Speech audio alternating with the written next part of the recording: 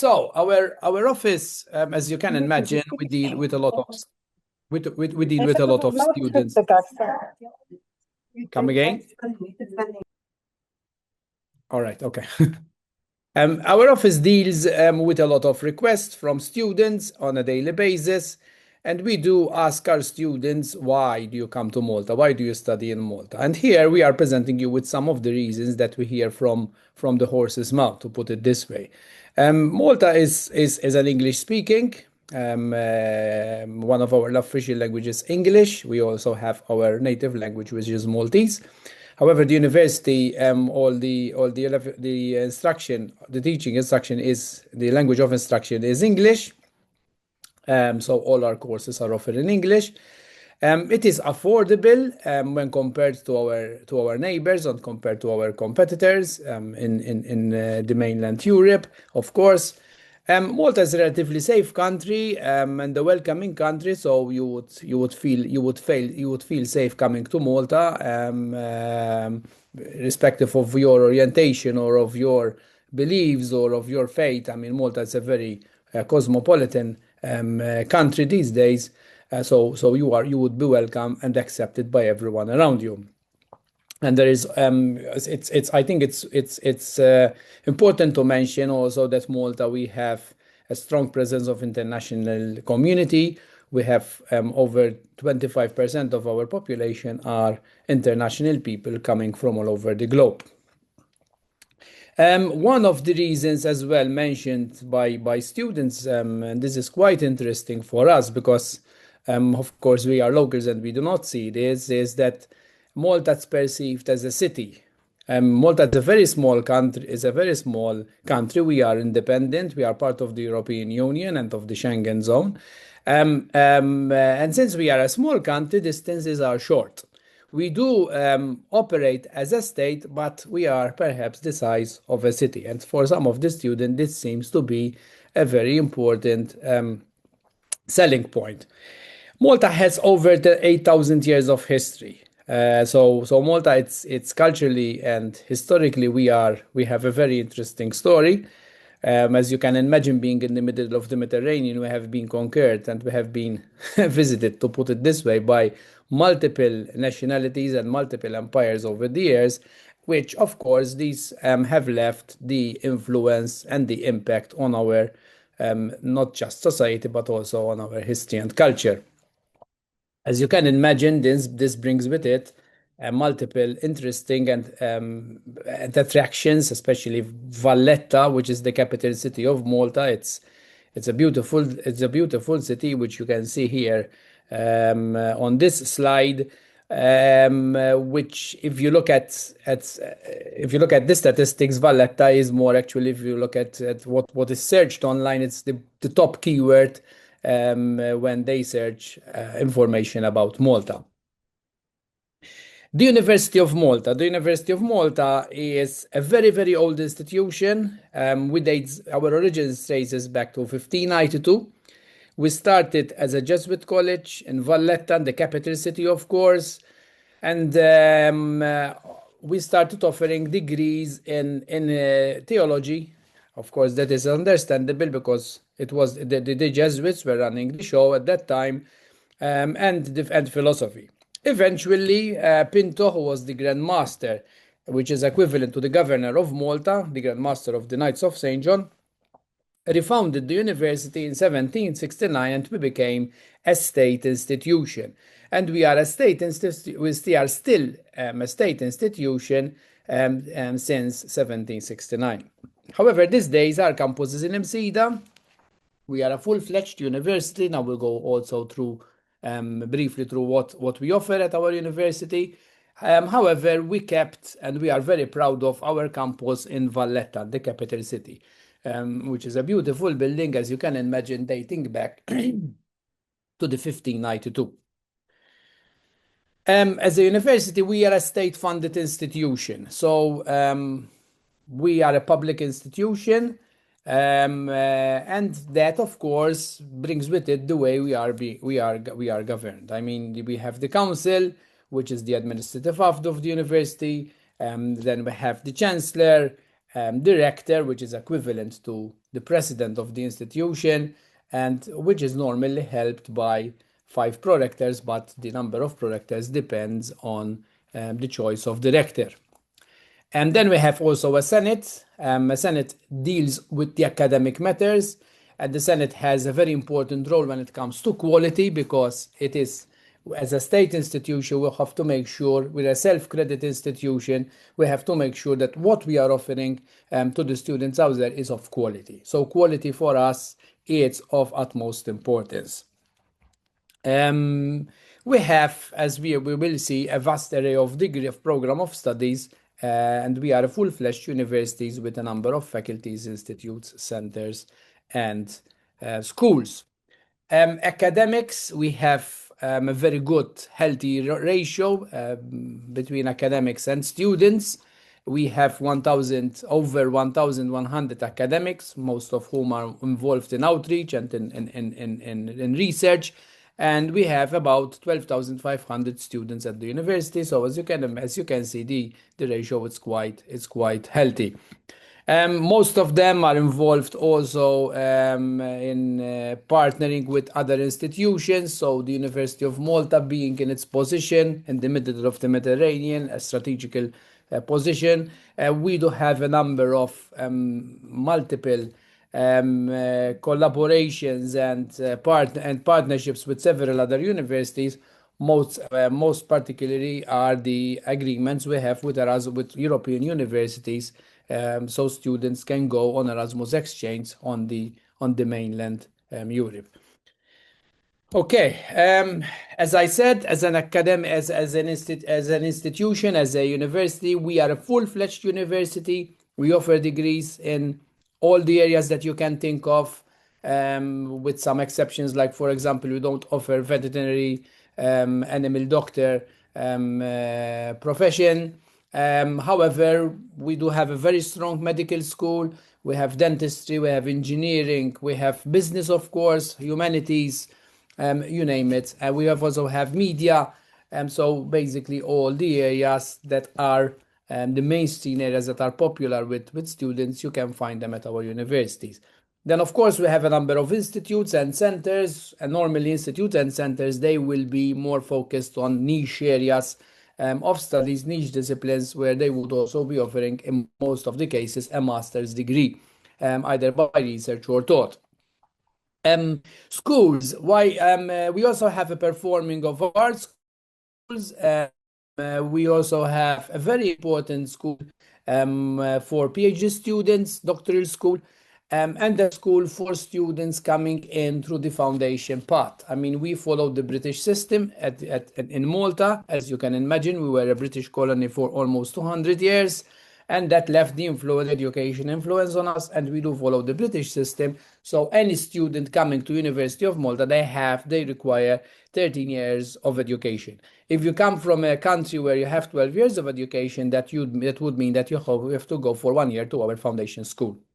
In a nutshell, I mean, if you were to put them in categories, we do have these 5 categories of courses.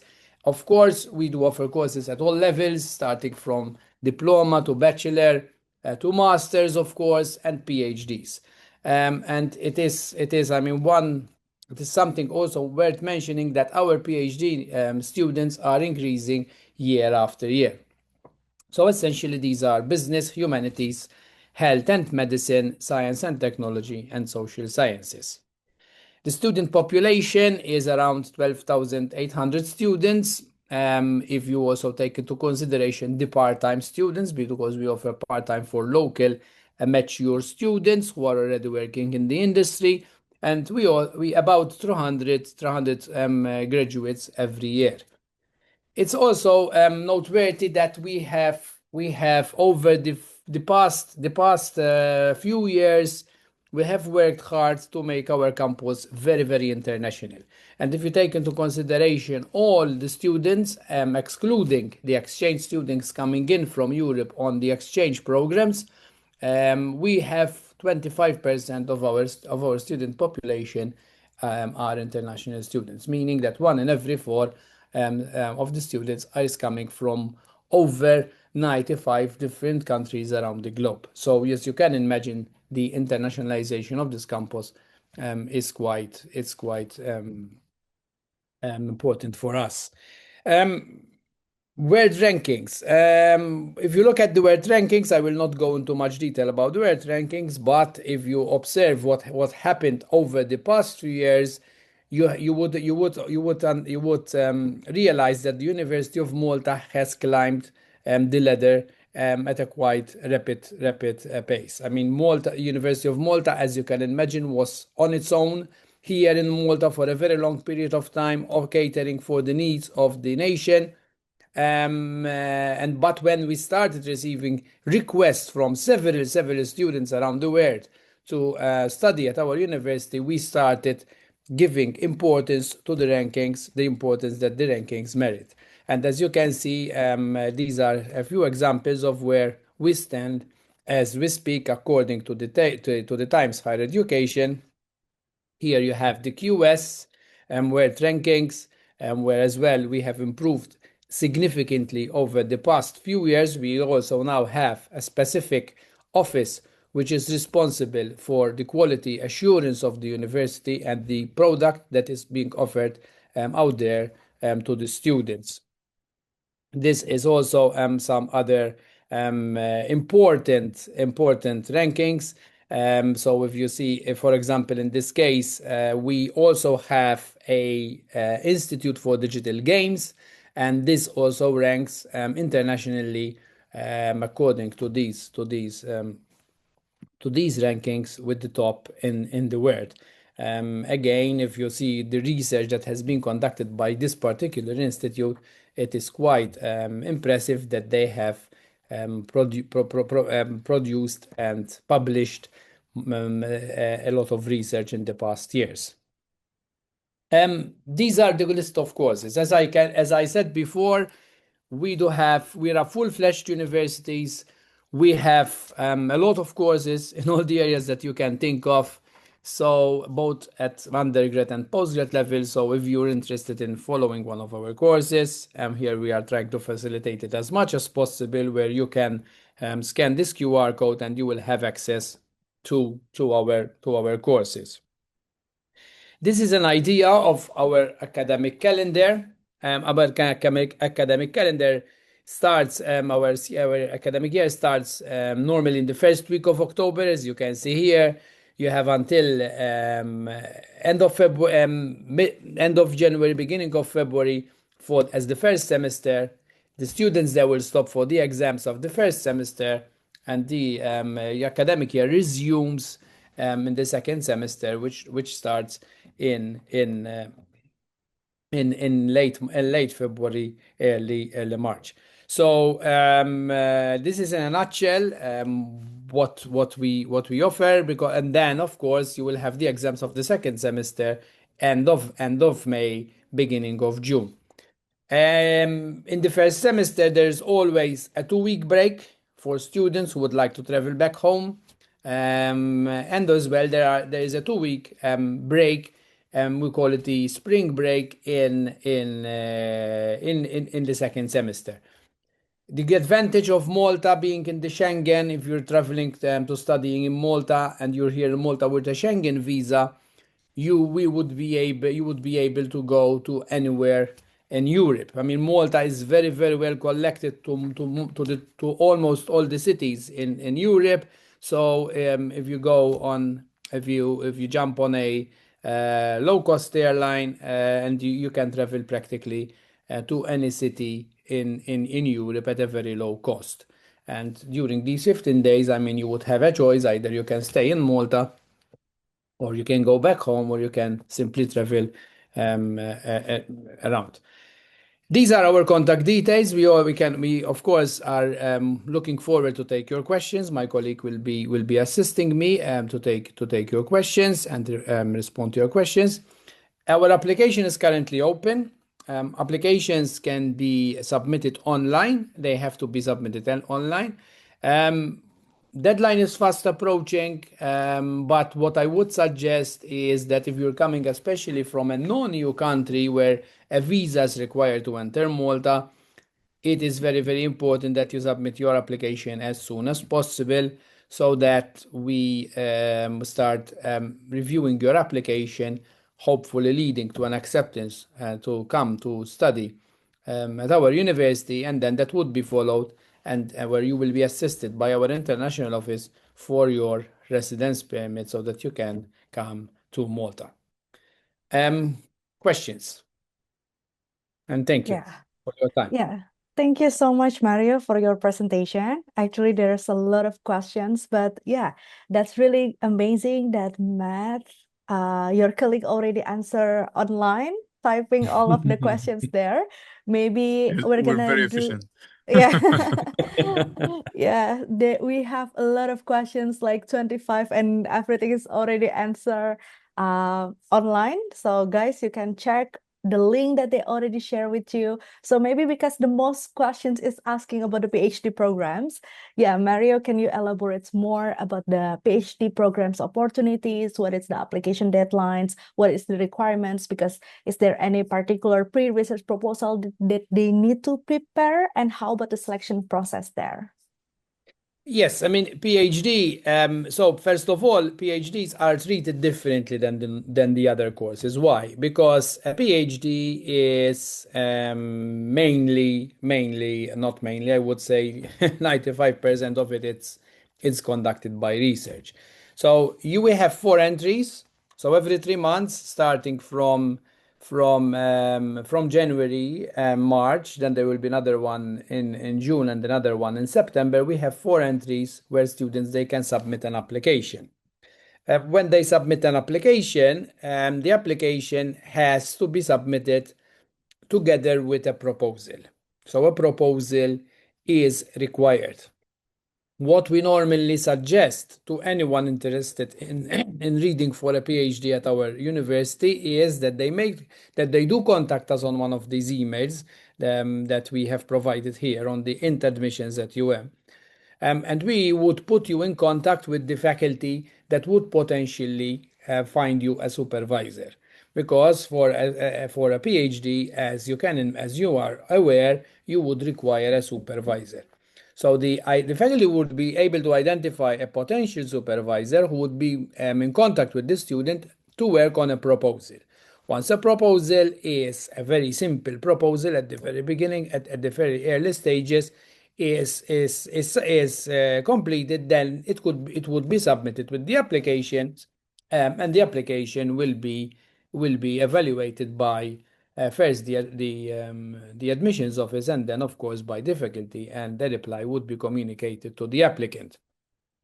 From a visa point of view, the advantage of a PhD is that there are four entries. So if you do not make it for the first one, you can possibly make it to the second. If you don't make it to the second, you can make it to the third.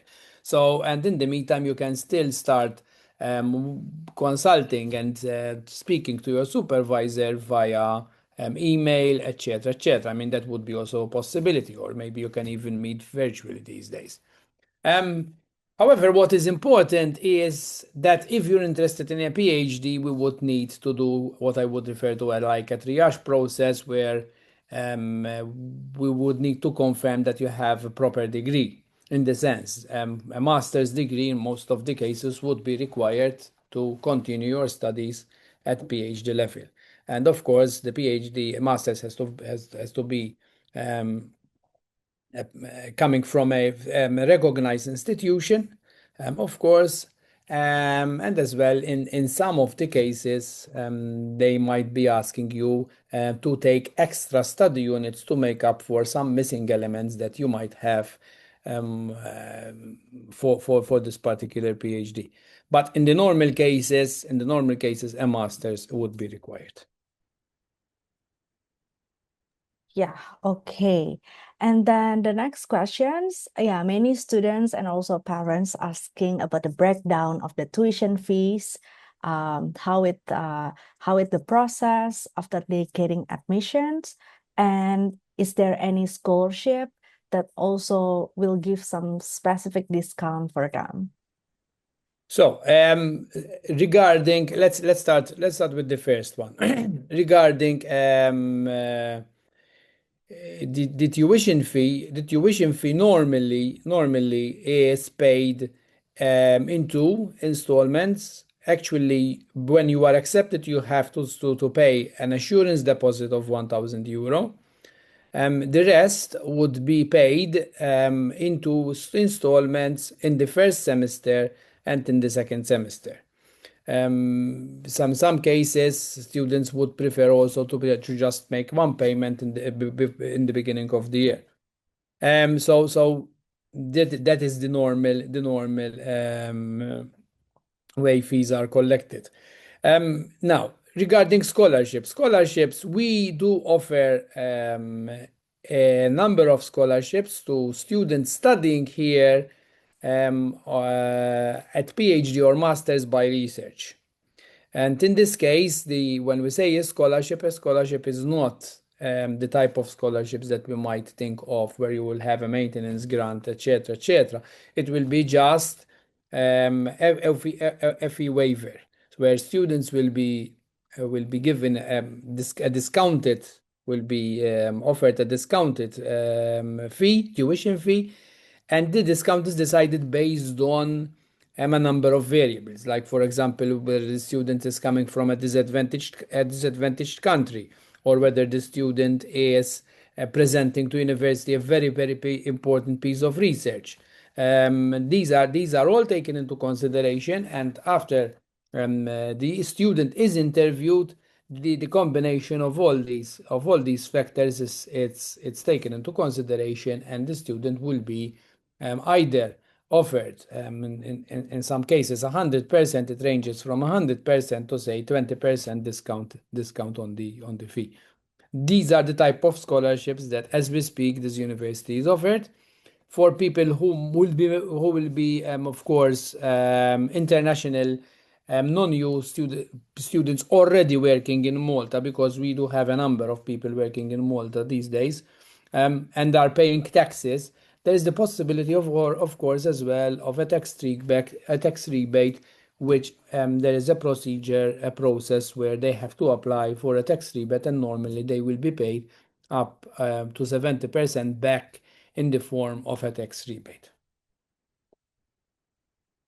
Okay, thank you so much for your answers. And the next most of the questions that they're curious about is about the English proficiency language, as the medium instruction will be in English. And many students already graduated previously by using English for the daily study. And is it possible to submit like the medium of instruction in English letter from the school, or they still need to submit IELTS or TOEFL? Yes, the rule is quite straightforward. As a rule, we do ask for IELTS or one of the other exams. We also accept Cambridge and we accept TOEFL. The level of IELTS, for example, is 6.5 in the case of postgrad, 6 in the case of undergrad, and 5.5 if you're entering through the foundation path. If a student is coming from a country where the native language is English, like for example, America, Australia, UK, of course, and in that particular case, irrespective of where they have studied, they would be treated as native speakers. Now, if they're coming with a degree from these institutions, it's even better, because that is if they are nationals and coming from with a degree from that particular country, they will be waived from this requirement. If, however, they are international students, they have studies in one of these countries. Let's say, like, just to give you an example, like for example, an Italian student has studied in UK, in a British university, a recognized British university, of course, and got the degree from there. In that case, the student will be waived from this requirement. But if the student studied in a country where the native language is not English, but there is the claim that the university teaches in English, in that particular case, the student still has to submit the English proficiency certificate. Okay, and yeah, there's also follow-up questions. The student from Singapore or Pakistan, the official language, one of the official language is in English. Are you consider them like the medium of instruction or maybe the letter from the government, it's acceptable, or how is it? Um, normally we don't compromise when it comes to English. I'm being, I'm being a bit perhaps too rigid, or sound too rigid. The reason being we don't want students to come here and then when they come here they would have a problem communicating with with their colleagues, with the other students, with the lecturers. So we try to avoid that as much as possible, and this is why we are so rigid when it comes to English. However, we do in some rare cases, of course, this is something that has to be where we have to consult the register of the university, where we do give exceptions if we have proper proof or in some exceptional cases. But if you were to ask me if you're interested in coming to study here, um, if you want to do it the proper way, do sit for your English, get your English, and that would be plain sailing in terms of admissions process. Because of course, if you present all the certificates that are required, of course you would avoid delaying your application process, and as well, especially if you're coming from a new country, this might impact your visa to get your visa in time to come to Malta. Yeah. Okay. Yeah, there is a lot of students asking about the admissions requirements, which is different in terms of the bachelor degree, master's, and also PhD. And yeah, the last questions, maybe you can recap about the grades because some students now currently preparing their application documents. Maybe can you make a short recap? What is the minimum, like the grades and the documents that they need to submit? So normally, if you are, let's start with the undergrad. The undergrad, you would need, of course, to submit your high school results, depending, of course, on the on the education system of that particular country. On our website, perhaps Matthew, you can share it on the chat. We do have a section which we call the country-specific qualifications, where you would know exactly what is equivalent. So, what we do normally in Malta, we have our own, of course, classification board. We have our own examination board. Students, they have to pass O levels basically at then they go to college. After college they have to sit for their A levels. So we have to make sure that the requirements coming from another country are equivalent to our A levels, meaning that in some cases there are special entry requirements, and the special entry requirements possibly could be an A level in a particular subject. We have to make sure that this student has followed or has this exam, has passed this exam in high school. Like, to give a very basic example, if you're coming to here to study medicine, you would require, of course, biology and chemistry, respective from which country you're coming. So that is perhaps the most classical example that I can come up with. Um, the classification, it's difficult to say because it varies according to university, according to country. So what I would strongly suggest is that you'll have a look at this page that Matthew has just shared with you. When it comes to master's degree, a master's degree, normally we would, in most of the cases, we would require a second class degree, in the sense that if or of course equivalent to a second class degree, because a bachelor, to enter a master's level you would require a bachelor honors in most of the cases, with a second classification, second classification. So we have first class, you have second class, and then you have the third class. I am not saying that we will not accept you with the third class, but in most of the cases you would know for sure that you will be accepted if you have a second class or better degree from a recognized institution, of course, and in a related area, because that is important as well. You cannot go to study at master's level in something related to medicine if you're coming from humanities. So this is, I think, this is quite obvious. But to just put everything in and come up everything in one category and come up with a grade, we get students from so many countries that it's difficult for us just to have one one yardstick to measure everyone with it. So we do take into consideration these variables, of course, being most importantly the education system and the university they are coming from as well.